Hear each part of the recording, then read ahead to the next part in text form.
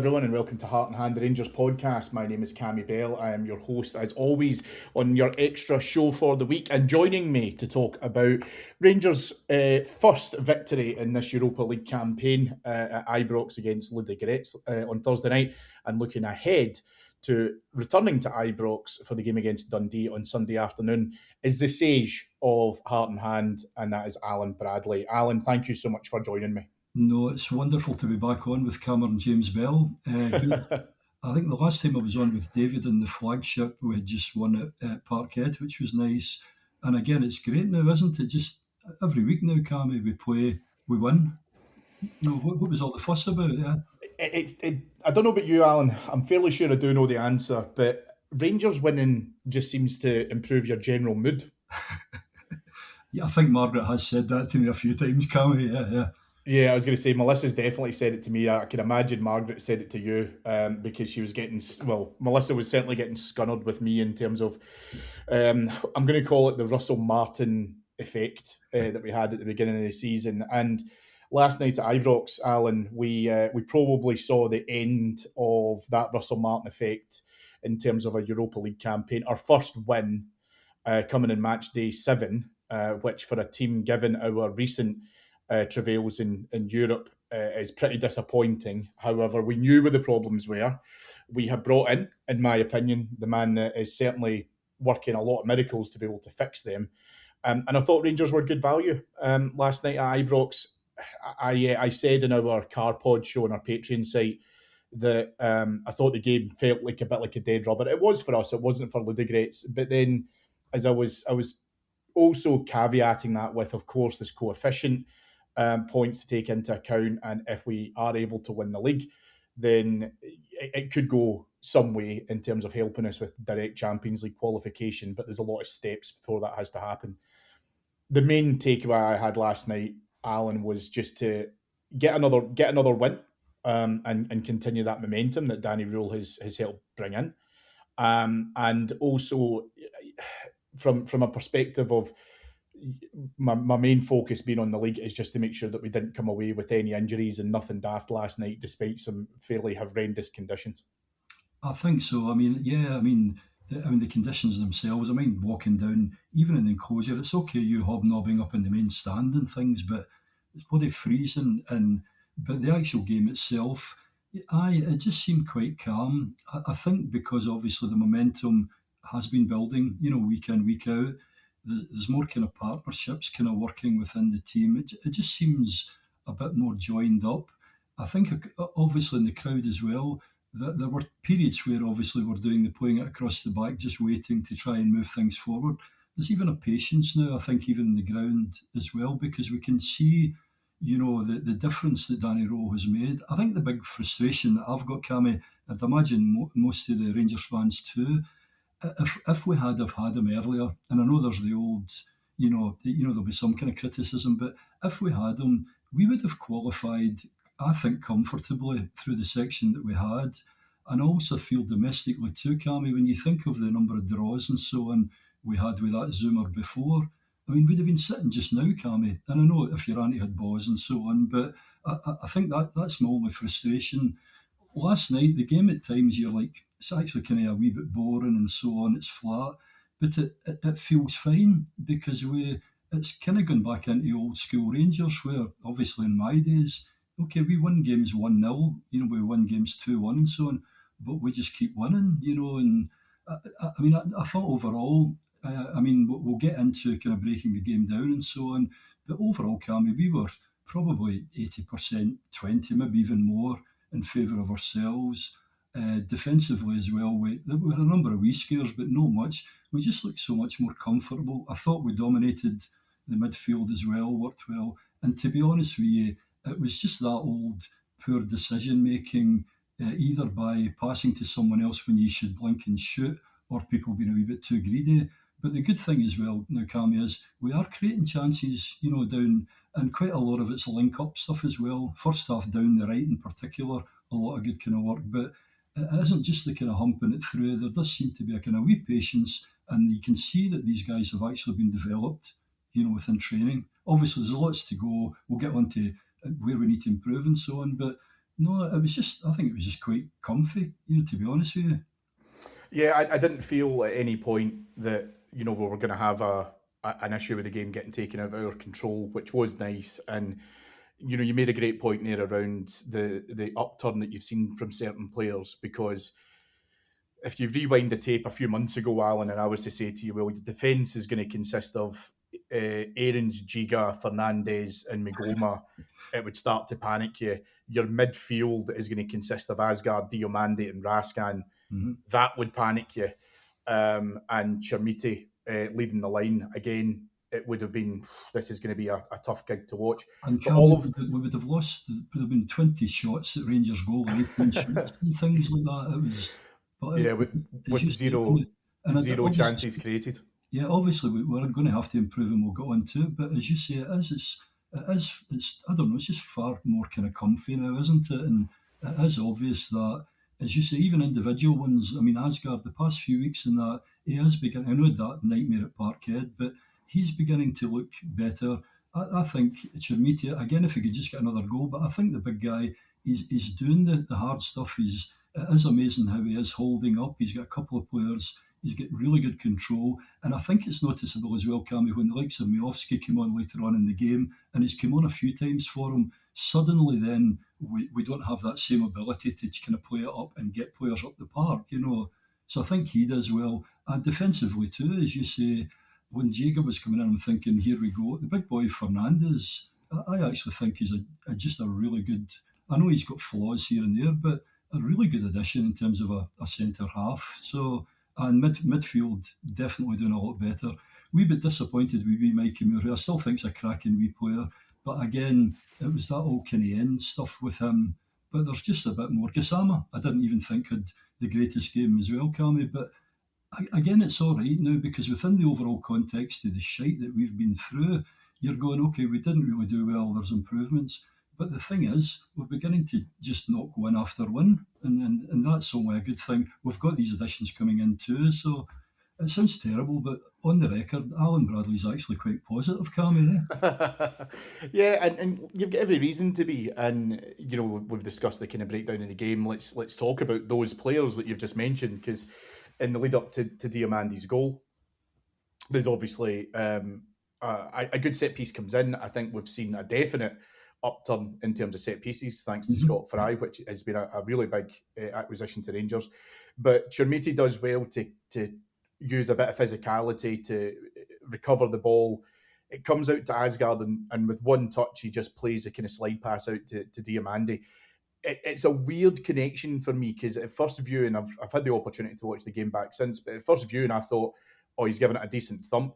It's not even the greatest of connections, because if that had been me, I'd have just tried to put my laces through it. But he does well to keep it down, get solid contact on it, and I'm pleased that you see some of that link up, and again from some of those players that you've mentioned in terms of Chermiti and Asgard, because they are opening up some of those chances, and we kept the ball alive. And I think that you go back, as I say, a few months before, I don't think that we're reactive to second balls, whereas we wanted to continue on with our attack from that opportunity. I think that previously the players didn't look anywhere near concise enough to be able to create that opportunity. Now, again, I temper all of that to say, and I couldn't agree with your point more about some of our decision making in the final third. I do want to talk about that because I think it lends into a bigger conversation as well. But a great goal for Diamandi, and very much I felt, although we did have an early scare, Jack Butland produces a really good save early on in the game. But again, I never felt as if we didn't have the control of the game. And that is something which, like you say, is a welcome feeling across what Danny Rule has been able to I think implement. it is. And other thing that's really noticeable too, Cammy, is that whole work ethic thing now. I mean, you saw it was in spades up at Pittodrie as well. I mean, you're talking a month or so ago, or a couple of months ago, teams were just brushing us aside, outworking us and so on. We were supposedly closing them down, but we were kind of jogging up to them and stopping and jogging to the next guy. But I think the manager as well, he's instilled there's far more, I don't know, determination as well, and there's a lot more effort put in as well. I know that sounds a bit daft because everybody should do that, but again, that in itself helps because it's kind of closing them down from playing through the back. In the middle, we're actually winning second balls and so on. So it's just even wee silly things like that, but they do all add up, obviously, to these wee kind of steps that he talks about. And again, as you say, we need to get on to, for goodness sake, I mean, we really, when we go 1-0, I know we all say it, somebody says we need 2, I usually say 3, but that's where we do. We have to really finish and get the second, third, and then you can completely, dictate things. Yeah. Yeah, I mean, it definitely helps, of course, but I suppose the panic that you used to have about needing the second goal in order to be able to make sure of it is dissipating slightly. Because again, Aye, you're right. Yeah. and momentum does that.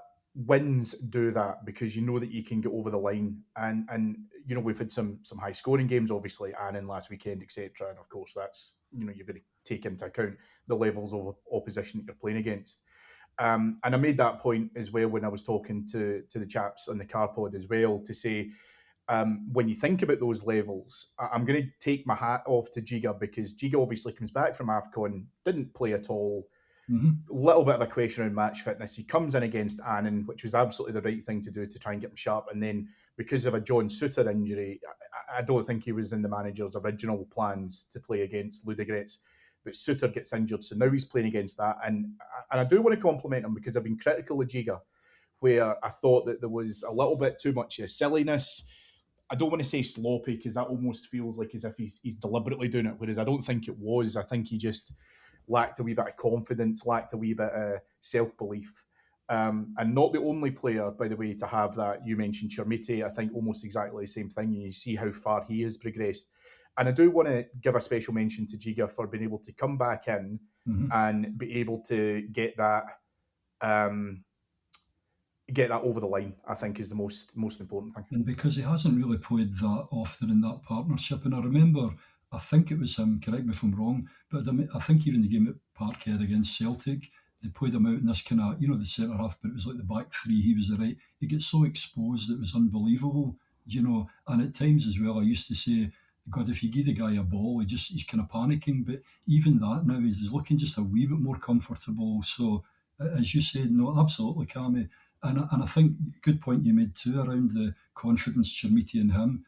This manager as well, who, I mean, he's understated and he seems mild-mannered and so on, but he is really logical as well. And he talks about even having individual talks with each player in particular. And you can see that, you can see that the guy, it's almost kind of quite, I know Walter and various experienced managers would do it, but it's almost quite just this little common sense. And what he's doing is individually, he's kind of giving them this way, here's what you need to do, here's what you've got to. And as he always says, he likes to get them all feeling confident before they go on. We daft things, but it's working, Cammy, and we just need to kind of keep, kind of going. Because that team at times, they were, I think, maybe about 62 minutes or whatever. There was one period as well where I'm thinking they were really going for it because they were 1-0 down. And I know there's a couple of kind of wee chances. But stupidly now, in my head, whereas before it's like if they score now, we ain't coming back. I actually felt as if we do lose one, it goes back to one. You feel as if we would actually up a gear again and finish, Yeah. So that just shows you how I think things have moved forward. And it's interesting because I think you hear Danny Rule talking about this, and Danny Rule, he's doing absolutely the right thing for me, Alan, but he's talking after the games. And he's obviously pleased with the result. He's pleased with the form. He's pleased with the momentum and, as I say, the consecutive wins, which absolutely should do. But he's not resting in his laurels as a result of that because you hear him talking about he would like to be able to finish more chances. And if we're a bit profligate in front of goal, he wants us to be able to put games to bed nice and early. Not to say that, again, coming back to that point, that games are outside of our control, but just to kind of give that little bit more... making it easier on yourself is probably the best way I can put it. That if you're able to get a second or a third, then it's nice and easy. But he'll obviously be thinking about this from the perspective, we've all spoken about this, of can X player get a goal to be able to boost his confidence? I think Chermiti, again, I know we've kind of talked about him and goal rates and stuff, but I think most Rangers fans that I've spoken to are quite pleased with the upturn in his performance for being able to hold the ball up. Yes, of course, we know about the price tag, and we would love him to be able to couple that with being a wee bit more ruthless in front of goal. But he is improving, right? That's what you need to be able to get from him. And where he was to where he is, that's it. But then He made, you yeah, can I think he made you that can add comment some of maybe. that. Sorry, Cam, I made that comment maybe a month ago, didn't he? And he said he's now doing that. He's putting the more effort in. He's doing better at connecting with the rest. The next step will be, and obviously then Parkhead came, but as you say, he seems to be breaking. And Asgard too, he's mentioned. And as I say, I mean, I had absolutely no time for him just jogging about, whatever. But the past few weeks as well, and he is openly saying that, and we notice that Thelma's now doing, a bit more on his scoring. Now, the other cracker, I think, too, is when there was talking about telling players who's going and so on at the window, and he said, but you do need to be careful because at the end of the day, you may end up. So I think he's quite aware of that whole psychology of people as well. Yeah, yeah, So, I agree. sorry, I sound like Um, a blinking fanboy to Danny Rowe, but but it's just some of this stuff. It's really, I think it is positive. My last wee one as well on is we are going to have, would Gerard say, a bump in the road, or things are going to go wrong. But I think people, just for goodness sake, we all seem to be kind of really joined up now, and we've seen what he can do. For goodness sake, if we do have a bump in the road, please, I think if everybody just goes, yeah, it will, but do you know what I mean? Let's just try and keep this positive, joined up, kind of view that we have. Yeah. yeah, and I think that's part of that's exactly the point I was going to kind of lean into there as well was I think that Danny Rule probably anticipates that bump could come, and so Mhm. therefore, where do we rely on other players being able to go forward? And that's probably his frustration around. Let's say the window closes tomorrow, right? Yeah. And as a result of that, we haven't brought anyone else in, so therefore we have to play with what we have. I think his expectation is on the players like Gassama, like Moore, and to a certain extent Miovski, is to follow what you've seen from Tello Asgard, which has been able to chip in with goals and been able to do that. So even if Chermiti is not scoring, because Chermiti literally is now our only striker. I thought Miovski last night was absolutely terrible at times. Aye, yeah. And it befuddles me for a guy who can score a hat trick at the weekend. Yes, I understand it's against Annan, but get a hat trick and then his decision making was so poor. But he wasn't the only one. Moore, you mentioned earlier on, I thought he did some great work, Mikey Moore. But when he gets to that final decision, it just lets him down slightly. But that's a development in play, right? So we can deal with Yes, that. yeah.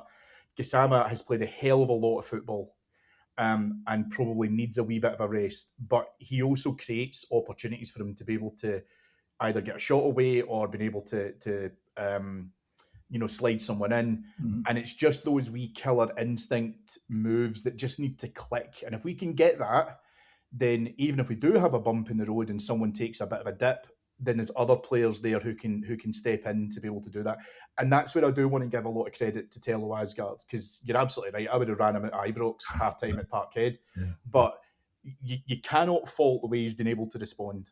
So if other players can see that and go, do you know what?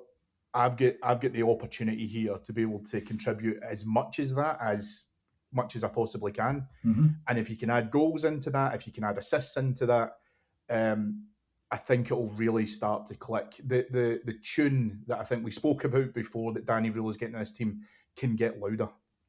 Yeah, and I think the other overlay as well that you fling onto it now is when the new signings come in, even the guys there who think I'm actually doing okay and everyone's getting behind me and so on, that they have to up their game as well, and he's talked about that as well, isn't it? So not only are you successful and you're winning, but you're not going, well, that's me, I'm fine, I'm comfy at Rangers, I'm doing it. It's like, shit, look at these guys on the bench now, and if they come on now, and again, it's back to the old Joe Wallace one, isn't it, really? Here's old Alan again, isn't it? Sorry, Sandy Jardin's injured, he's out. They put Alec Miller in, we're doing all right. It's not a case of automatically you drop out.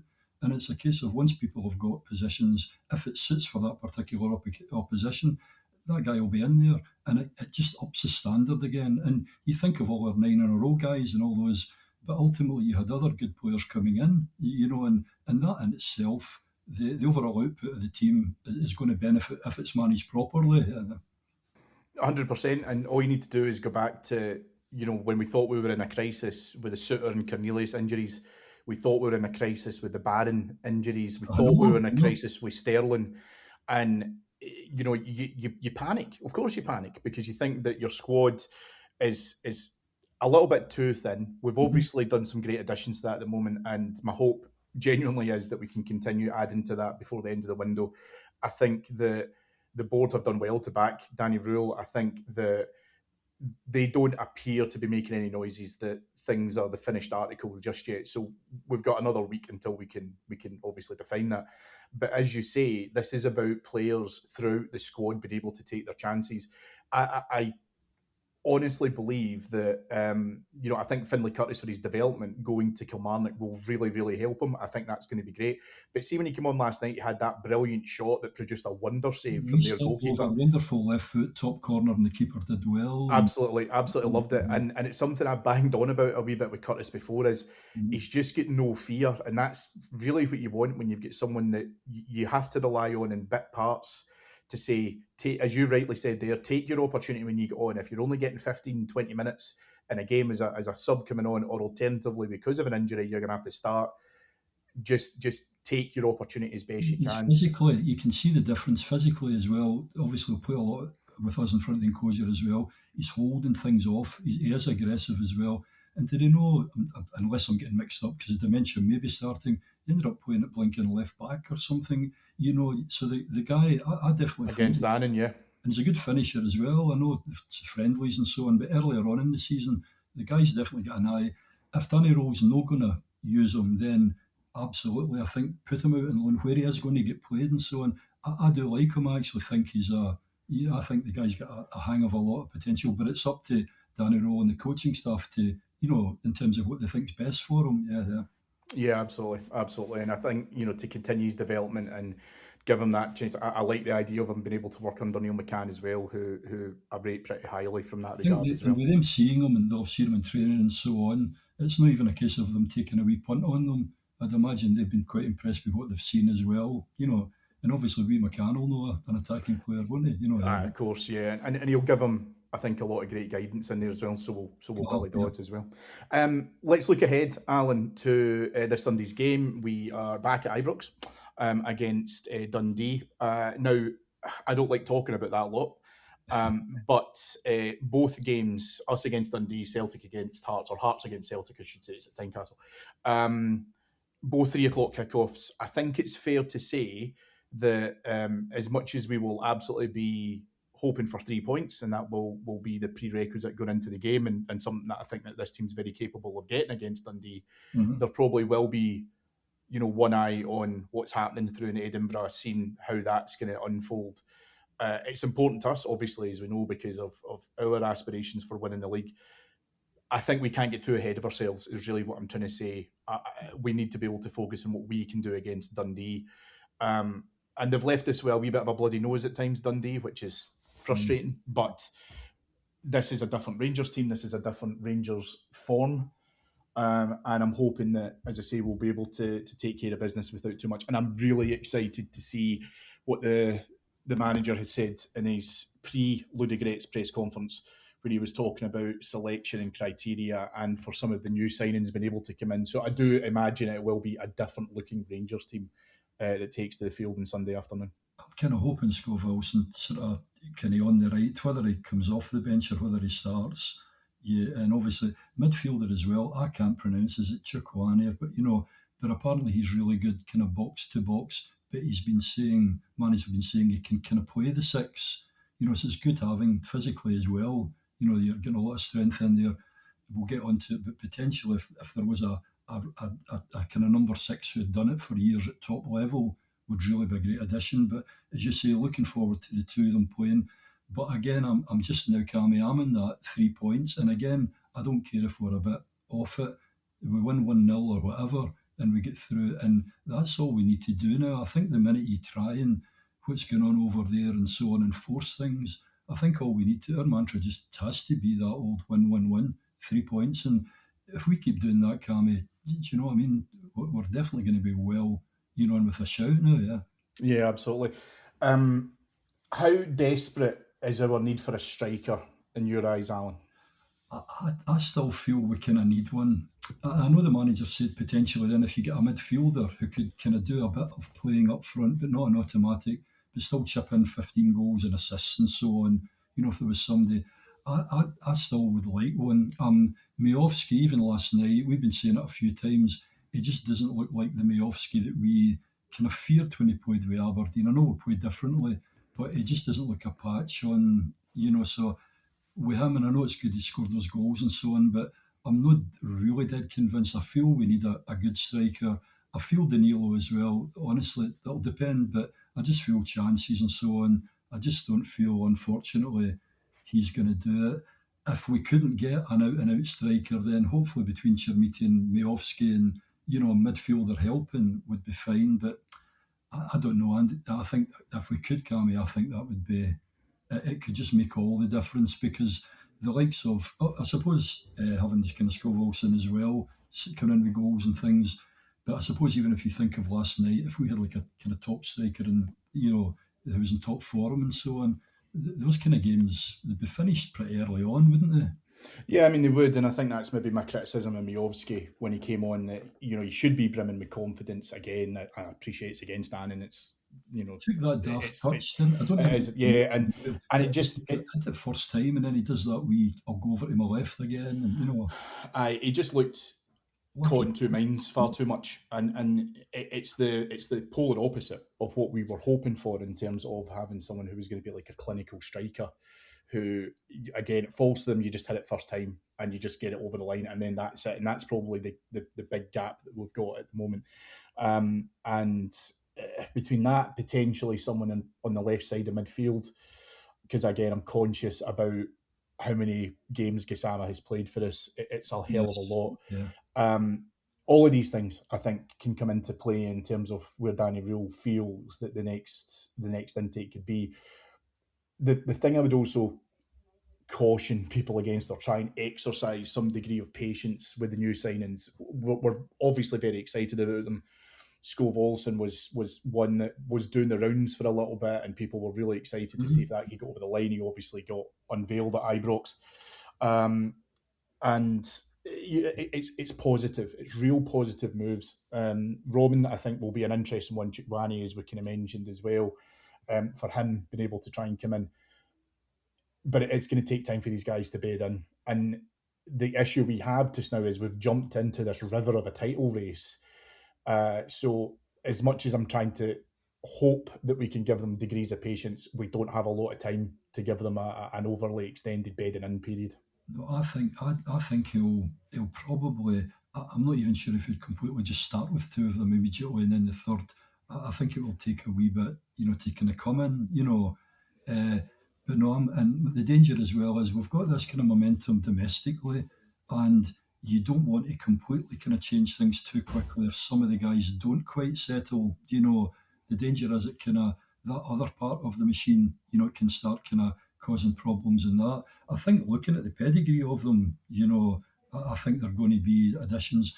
But as you say, God, we've had Ali get to, we've had Ian Ferguson, we've had people can come to Rangers, and especially people coming from abroad and things like that. And it can take a wee bit of time. So, but as I say, hopefully now the overall kind of climate within the club and so on, the way the fans we seem to be now, I think they should be a wee bit more patient. I know it's, than we had been. I think if you'd brought them in, obviously, in that previous, the Zoomers, side of it been different. But no, I mean, hopefully they'll hit the ground running. But if no, it's like, come on, it's just a case of us keeping doing what we're doing. I think they'll fit in. And it would be nice to have another, I don't know, a right kind of starter as well, because I don't think we just want, he mentioned it too, the manager, we don't want to have 20 odd come squad players. Ultimately, you want to have maybe about, 16, 17 or whatever, that are all ones that ultimately could go in and do things, and I have got faith in him as well. If things don't work out